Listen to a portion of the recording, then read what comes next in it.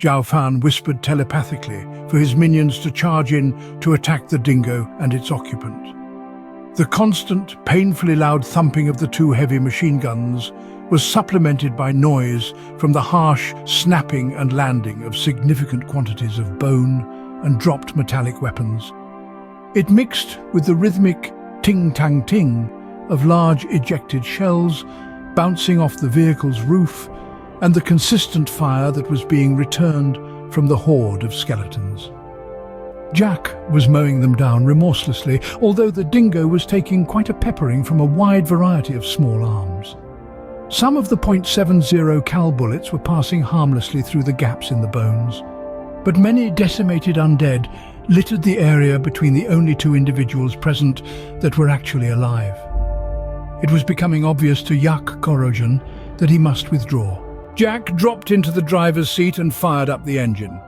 There wasn't much fuel remaining in the tanks, but he had some reserve drums. He floored the accelerator pedal and sped headlong into the large group of fragile off-white aggressors. Skeletons and snapped-off skeleton fragments flew over, under and away from the hurtling Dingo as it ploughed through the mess of bones.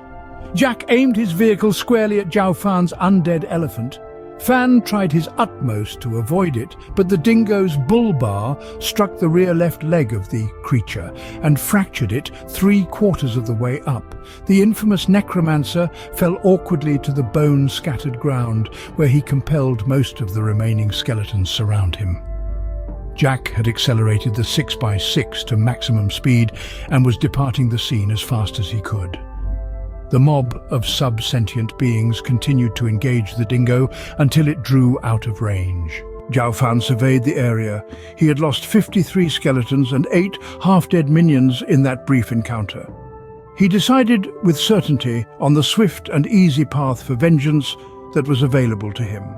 He limped forward and removed a small native suede leather pouch from beneath his black and navy blue utopian woven robes. Taking extraordinary care not to touch it directly, he scooped up an ejected .70 cal shell from the ground into the pouch. It was still warm. He drew the silvery drawstring shut. Jaqk owes me a favor, he thought as he remembered how he had spared the Brujo's life recently in return for his occult services. Jaqk brought the Dingo to a standstill about 1/2 hour later. That necromancer and his skeletal force were more than 3 horizons away now.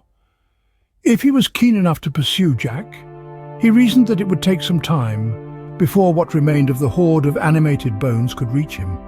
He stepped out of the front hatch and looked upon it as a parent looks upon a sick child. Jaqk was relieved that he had expended extra gold truths on run-flat tires. There were Shuri blades protruding from both front tires, but the chemical foam inside had filled and sealed them.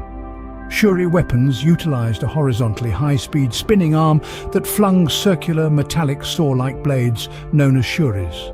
Some of the skeletons had obviously been armed with them. Apart from the wheels, the damage was fairly superficial.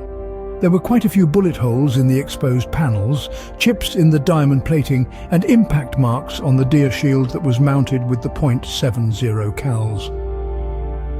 Silently, Jaqk resolved, "I'll fix you up with some of that 750s, old girl."